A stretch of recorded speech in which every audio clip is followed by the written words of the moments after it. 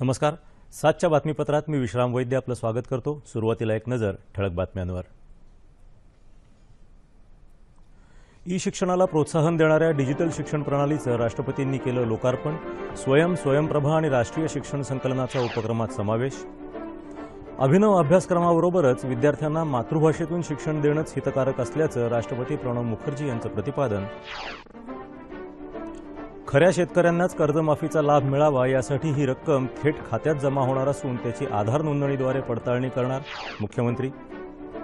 राज्याच्या विकासाला नवी दिशा देणारा नागपूर मुंबई प्रकल्प कृषी समृद्धीचा महामार्ग ठरेल, मुख्यमंत्र्यांना विश्वास. आदर्श घोटाळ्यात 2 माजी लष्कर प्रमुखांसह अनेक अधिकाऱ्यांच्या सहभागाची धक्कादायक बाब उच्चस्तरीय समितीच्या अहवालात उघड. पावसानं दडी मारल्यानं राज्यातल्या अनेक भागात दुबार पेरणीचं संकट. उगवलेली पिकं वाया जाण्याच्या भीतीनं बळीराजा चिंतातूर. आणि आसामच्या प्रलयंकारी पुरात मदतकार्य करताना रत्नागिरीचे सुपुत्र वैमानिक राजेंद्र गुजर शहीद. तब्बल 4 दिवसांनंतर मृतदेह सापडला. आणि आता सविस्तर वृत्त. देशात ई शिक्षणाला प्रोत्साहन देण्याच्या उद्देशानं सुरू केलेल्या डिजिटल शिक्षण प्रणालीचं उद्घाटन राष्ट्रपती प्रणव मुखर्जी यांच्या हस्ते आज नवी दिल्लीत झालं. या प्रणालीद्वारे स्वयंप्रभा आणि राष्ट्रीय शिक्षण संकलन या उपक्रमाअंतर्गत डिजिटल शिक्षणाची नवी दालनं विद्यार्थ्यांसाठी खुली झाली आहेत. जगभरातल्या संशोधनाचा समावेश शैक्षणिक प्रक्रियेत होणं तसंच शिक्षणाची गंगोत्री वंचितांपर्यंत पोहोचवण्यासाठी उपग्रह तंत्रज्ञानाचा उपयोग करणं आवश्यक असल्याचं राष्ट्रपती यावेळी म्हणाले. शिक्षणाची गुणवत्ता सुधारण्याबरोबरच शिक्षण क्षेत्रात अभिनव अभ्यासक्रमाचा अंतर्भाव असायला हवा, मात्र विद्यार्थ्यांना मातृभाषेतून शिक्षण देणंच हितकारक आहे असं मत त्यांनी व्यक्त केलं. 2020 पर्यंत देशात उच्च शिक्षण घेणाऱ्यांची संख्या वाढावी या हेतूनं सुरू केलेल्या या डिजिटल उपक्रमांचा लाभ काही कारणानं शिक्षण मध्येच अपूर्ण राहिलेली कोणतीही व्यक्ती घेऊ शकते. स्वयं योजनेचा लाभ इयत्ता 9वी पासून ते पदव्युत्तर शिक्षण घेणाऱ्या विद्यार्थ्यांना होऊ शकेल. स्वयंप्रभा योजनेअंतर्गत विद्यार्थ्यांसाठी 32 DTH वाहिन्या उपलब्ध होतील. यावर 24 तास शैक्षणिक कार्यक्रमांचं प्रसारण होईल. शेतकरी कर्जमाफीची रक्कम थेट शेतकऱ्याच्या खात्यात जमा होणार असून आधार नोंदणीद्वारे त्याची पडताळणी होणार असल्यामुळे खऱ्या शेतकऱ्यालाच त्याचा लाभ होईल अशी माहिती मुख्यमंत्री देवेंद्र फडणवीस यांनी दिली आहे. कर्जमाफीची अंमलबजावणी कशी होणार, लाभार्थी कोण आणि कसे ठरणार याबाबत अनेक शेतकऱ्यांच्या शंका होत्या. त्या शंका मुख्यमंत्री देवेंद्र फडणवीस यांनी आज मी मुख्यमंत्री बोलतो या कार्यक्रमाच्या माध्यमातून थेट शेतकऱ्यांशी संवाद साधत दूर केल्या. शासनाच्या या निर्णयामुळे तब्बल 36 लाख शेतकऱ्यांचे 7/12 कोरे होऊन ते कर्जमुक्त होणार आहेत. मात्र असं करताना नियमितपणे कर्ज फेडणाऱ्या शेतकऱ्यांसाठीही वेगळी योजना असून त्यांनाही 25% आर्थिक सहाय्य करण्यात येणार असल्याची माहिती मुख्यमंत्र्यांनी यावेळी दिली. गेल्या 50 वर्षात जेवढा पैसा शेती आणि शेतकऱ्यांसाठी वापरला गेला नाही तेवढा निधी सरकार देणार असल्याचं ते म्हणाले. नुकतंच अनेक राज्यांनीही शेतकऱ्यांसाठी कर्जमाफी जाहीर केली, मात्र त्यामध्ये त्यांनी विविध निकष ठेवले. राज्य सरकारनं मात्र सरसकट कर्जमाफी केली आहे असंही मुख्यमंत्री म्हणाले.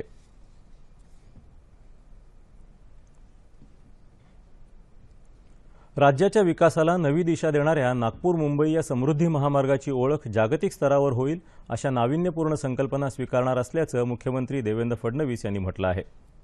आंतरराष्ट्रीय पूल आणि बोगदे बांधकाम परिषदेचं उद्घाटन आज नागपुरात मुख्यमंत्र्यांच्या हस्ते झालं, त्यावेळी ते बोलत होते. पूल आणि बोगद्यांच्या निर्मितीसाठी सुंदर आणि टिकाऊ तंत्रज्ञानासोबतच बचतीला प्राधान्य दिलं जाईल, तसंच बांधकाम क्षेत्रातल्या प्रगत आणि जलद तंत्रज्ञानाचा स्वीकार केला जाईल असं मुख्यमंत्री म्हणाले. समृद्धी महामार्ग हा प्रकल्प राज्यातल्या 24 जिल्ह्यातून जाणारा कृषी समृद्धीचा महामार्ग ठरेल असा विश्वास त्यांनी व्यक्त केला. या महामार्गावरून गॅस, पेट्रोल, पेट्रोकेमिकल्स इत्यादी पाईपलाईन जाणार असून विमान उतरवण्याची सुविधाही उपलब्ध होणार आहे. या परिषदेला राष्ट्रीय आणि आंतरराष्ट्रीय स्तरावरील अभियांत्रिकी क्षेत्रातले 450 प्रतिनिधी उपस्थित आहेत.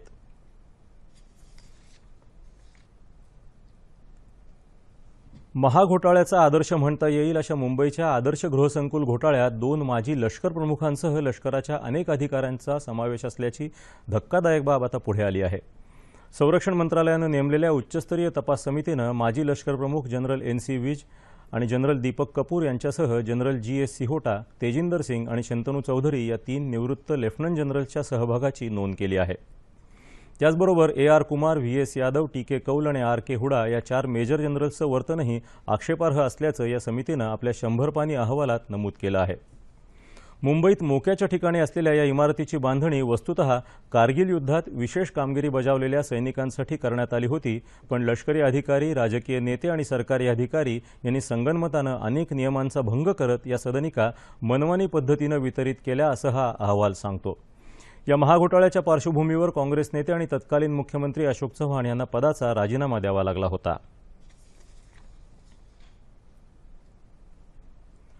शेतकरी कर्जबाजारी होण्यास शासनाचं धोरण जबाबदार असून शेतकऱ्यांचं संपूर्ण कर्ज माफ व्हावं, तसंच कर्ज माफ झालेल्या शेतकऱ्यांची यादी सरकारनं द्यावी, अशी मागणीही खासदार राजू शेट्टी यांनी केली आहे। स्वामीनाथन आयोग लागू व्हावा, तसंच शेतकऱ्यांना कर्जमुक्ती मिळावी या दोन प्रमुख मागण्यांसाठी सुरू करण्यात आलेली अखिल भारतीय महासंघाची किसान मुक्ती यात्रा नंदुरबार जिल्ह्यात दाखल झाली। या यात्रेच्या समर्थनासाठी स्वाभिमानी शेतकरी संघटनेनं शेतकरी मेळाव्याचं आयोजन केलं होतं, त्यावेळी ते बोलत होते।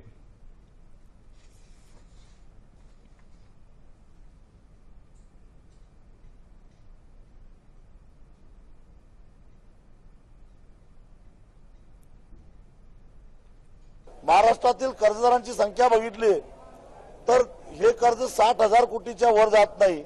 मग 60,000 कोटीतून जर 34,000 कोटी वजा झाले तर आता फक्त 26,000 कोटी, म्हणजे निम्म्यापेक्षा जास्त कर्ज जर सरकारनं माफ केलेलं असेल तर शेतकऱ्यांचा एवढा आक्रोश का? याचा अर्थ हे सुद्धा सगळे आकडे खोटे आहेत, दिशाभूल करणार आहेत। मी मुख्यमंत्र्यांना विनंती करतो की 34 लाख शेतकऱ्यांचा जे संख्या ते सांगतात त्यांची नावं जाहीर करावीत, त्यांचा सातबारा कसा कोरा झाला हे जाहीर करावं। जूनच्या अखेरीला आणि जुलै महिन्याच्या सुरुवातीला राज्यात धडाक्यानं पडलेल्या पावसानं दुसऱ्या आठवड्यात मात्र बहुतांश ठिकाणी दडी मारली आहे। त्यामुळे आधी सुकावलेल्या शेतकऱ्यावर दुबार पेरणीचं संकट ओढवलं आहे। विदर्भातही तशीच परिस्थिती आहे। बीड जिल्ह्यात पावसानं दडी मारल्यानं उगवून आलेली हातची पिकं वाया जाण्याची भीती आता निर्माण झाली आहे। सतत दुष्काळाच्या छायेत असलेल्या बीड जिल्ह्यात यावर्षी जून महिन्यात पावसाची चांगली सुरुवात झाली, त्यामुळे शेतकऱ्यांनी 96% क्षेत्रावर खरीपाची पेरणी केली। जिल्ह्यात खरीपाचं एकूण 6,58,240 हेक्टर इतकं क्षेत्र असून त्यापैकी 6,35,152 हेक्टर क्षेत्रावर खरीपाची 96% पेरणी झाली आहे। जुलै महिन्यात पावसानं दडी मारल्यानं पेरून उगवलेल्या पिकांना पाण्याचा ताण पडला असून जमिनीत पाण्याचा ओलावा कमी झाला आहे। यामुळे उगवलेली पिकं वाया जातील की काय या विवंचनेत शेतकरी चिंतातूर झाला आहे। पाऊस नाही, काही नाही, पार जळून गेलंय, राख झाली, तूर जळाली, कापूस जळाला, बाजरी पेरलेली तर लगेच उगालीच नाही, तिची राख झाली। मग आता काय करायचं? परत बी आणून आम्हाला पेरावा, पाऊस पडला तर पडलाच पाहिजे ना, नाही पडला तर काय करावा याची गरज आहे ना आम्हाला, पण नाहीच, पाऊसच नाही, कुठंच नाही। परभणी जिल्ह्यातही खरीप हंगामासाठी 5,21,000 हेक्टर क्षेत्र प्रस्तावित आहे। मृगाच्या सुरुवातीला चांगला पाऊस पडल्यानं 63% क्षेत्रावर म्हणजेच 3,30,000 हेक्टरवर पेरणी पूर्ण झाली आहे। 19 जूनपासून एकदाही दमदार पाऊस न झाल्यानं पिकांच्या उगवण शक्तीवर परिणाम झाला असून पिकांवर कीड पडत आहे, तसंच पाण्याअभावी पिकं करपताना दिसत आहेत।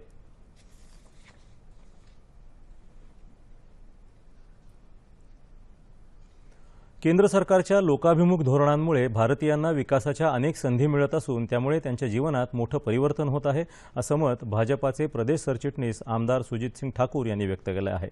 ते उस्मानाबाद इथं आयोजित सबका साथ सबका विकास संमेलनात बोलत होते। विमुद्रीकरणाचा निर्णय, प्रत्येक नागरिकाला घर देण्याचा संकल्प, जनधन योजना, कृषी सिंचन योजना, पीक विमा योजना, शेतकऱ्यांना कर्जमाफी अशा अनेक गोष्टींमुळे लोकांचं जीवनमान सुधारलं आहे, असं ते म्हणाले।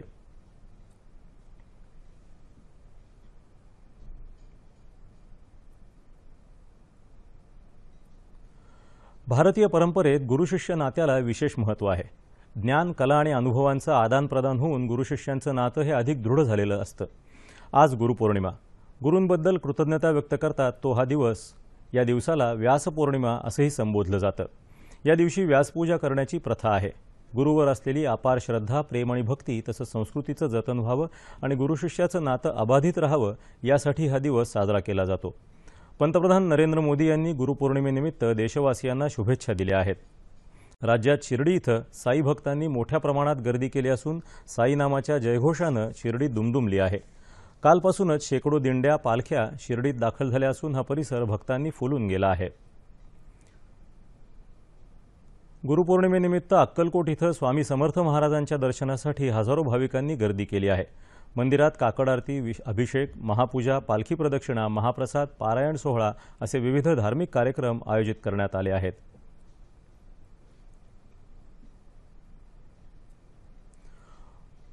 परभणी जिल्ह्यातल्या पाथरी इथल्या साईबाबांच्या जन्मठिकाणी गुरुपौर्णिमेनिमित्त साईबाबांच्या दर्शनासाठी मोठ्या संख्येनं भाविक उपस्थित आहेत।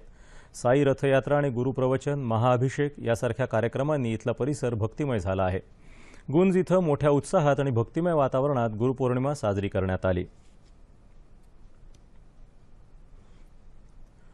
ओदिशा इथं सुरू असलेल्या 22व्या आशियाई ॲथलेटिक्स स्पर्धेत भारताची घोडदौड कायम आहे। भारताची धावपटू अर्चना आधाव हिनं स्पर्धेच्या आजच्या शेवटच्या दिवशी सुवर्ण पदकाची कमाई केली। 400 मीटर धावण्याच्या अडथळा स्पर्धेत अनु राघवन हिनं रजत पदक पटकावलं आहे। तसंच भारताच्या शीनानं लांब उडीत कांस्य पदक पटकावलं आहे। भारतीय खेळाडूंनी या स्पर्धेत चमकदार कामगिरी करत पदक तालिकेत अव्वल स्थान गाठलं आहे। भारतापाठोपाठ चीन दुसऱ्या तर इराण तिसऱ्या क्रमांकावर आहे।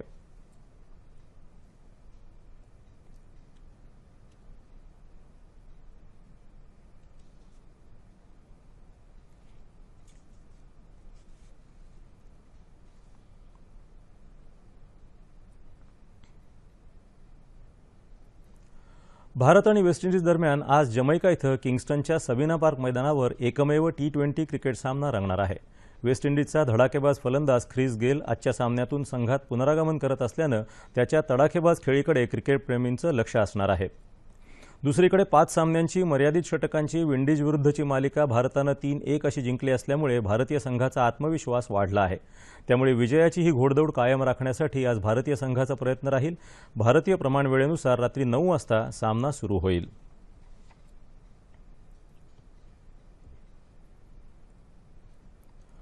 आसाममध्ये आलेल्या प्रलयंकारी पावसानं उद्भवलेल्या पूरस्थितीत मदत कार्यासाठी गेलेलं वायुदलाचे वैमानिक फ्लाईट इंजिनियर राजेंद्र गुजर शहीद झाले आहेत। रत्नागिरी जिल्ह्यातल्या मंडणगडच्या अवघ्या 29 वर्षाच्या या सुपुत्राच्या मृत्यूनं त्यांच्या गावावर शोककळा पसरली आहे। उद्या त्यांच्या पार्थिवावर मूळगावी पालवणी इथं लष्करी इतमामात अंत्यसंस्कार करण्यात येणार आहेत। राजेंद्र गुजर यांचं हेलिकॉप्टर गेल्या 4 जुलै रोजी बेपत्ता झालं होतं। यात त्यांच्यासह इतर 3 जण होते। हे हेलिकॉप्टर आसाममधल्या बोरम आणि टोरू भागादरम्यान कोसळल्याचं प्रत्यक्षदर्शींनी सांगितलं। यानंतर लष्कर, इंडो तिबेट बॉर्डर पोलीस तसंच राज्य पोलिसांच्या बचाव पथकानं या हेलिकॉप्टरचा शोध घ्यायला सुरुवात केली होती। अखेरीस काल रात्री त्यांचा मृतदेह आढळून आला। या हेलिकॉप्टरमधल्या इतर 3घांचे मृतदेह याआधीच हाती लागले होते। राजेंद्र गुजर यांनी पूर आणि भूस्खलनात अडकलेल्या 169 जणांना जीवदान दिलं होतं। आणि आता हवामान। राज्यात गेल्या काही दिवसांपासून पावसानं दडी मारली असून आजही ती स्थिती कायम आहे। पावसाअभावी अनेक जिल्ह्यातल्या पेरण्या खोळंबल्या आहेत तर काही ठिकाणी दुबार पेरणीचं संकट शेतकऱ्यांवर ओढवलं आहे। पावसाच्या प्रतीक्षेत असलेला शेतकरी चिंतातूर झाला आहे। राज्यात येत्या 36 तासात कोकणात बहुतांश ठिकाणी, मध्य महाराष्ट्र, मराठवाडा आणि विदर्भात काही ठिकाणी पाऊस पडेल तर याच काळात कोकणात मुसळधार पावसाची शक्यता हवामानशास्त्र विभागानं वर्तवली आहे। तापमान अंश सेल्सिअसमध्ये मुंबई कमाल 32 आणि किमान 25, नागपूर 34 आणि 28, पुणे 30 आणि 22, औरंगाबाद 34 आणि 22, नाशिक कमाल 30 आणि किमान 22, कोल्हापूर 29 आणि 22, रत्नागिरी 30 आणि 25, सोलापूर 35 आणि 22 आणि अमरावती कमाल तापमान 35 आणि किमान 25 अंश सेल्सिअस। शेवटी पुन्हा एकदा ठळक बातम्या। ई शिक्षणाला प्रोत्साहन देणाऱ्या डिजिटल शिक्षण प्रणालीचं राष्ट्रपतींनी केलं लोकार्पण। स्वयंप्रभा आणि राष्ट्रीय शिक्षण संकलनाचा उपक्रमात समावेश। अभिनव अभ्यासक्रमाबरोबरच विद्यार्थ्यांना मातृभाषेतून शिक्षण देणंच हितकारक असल्याचं राष्ट्रपती प्रणव मुखर्जी यांचं प्रतिपादन।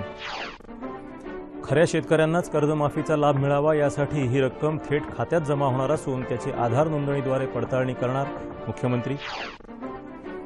राज्याच्या विकासाला नवी दिशा देणारा नागपूर मुंबई प्रकल्प कृषी समृद्धीचा महामार्ग ठरेल, मुख्यमंत्र्यांना विश्वास।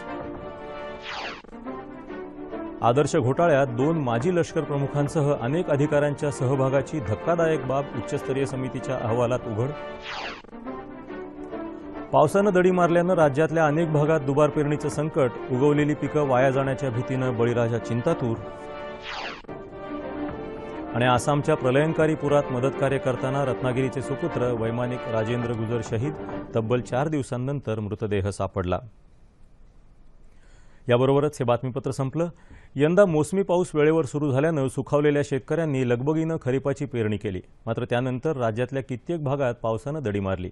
शेतजमिनीतून नुकतंच डोकं वर केलेली कोवळी पिकं पावसाअभावी कोमेजून गेली आहेत. त्यामुळे बहुतांश जिल्ह्यात शेतकऱ्यांपुढे दुबार पेरणीचं संकट ओढवलं आहे. अशा दुष्टचक्रात अडकलेल्या राज्यातल्या बळीराजाला मार्गदर्शन करण्यासाठी कृषी अर्थशास्त्राचे अभ्यासक प्राध्यापक अशोक सोनावणे यांना आज रात्री 9:30च्या बातमीपत्रात निमंत्रित करण्यात आलं आहे. तेव्हा पुन्हा भेटूया पुढील बातमीपत्रात आपल्या सह्याद्री वाहिनीवर. नमस्कार.